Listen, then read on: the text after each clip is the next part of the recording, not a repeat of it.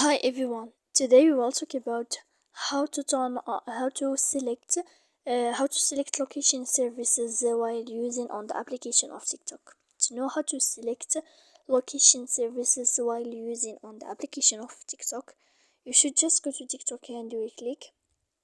After that, in this page, you will go to this window profile. Then in this page, you will go to above and you will click in here in this sign. After that, you will go to settings and privacy. When you will see this page, you will go to privacy. Then here in this page, you will go to location services. And after that, you will click in this sign. Then you will click continue here.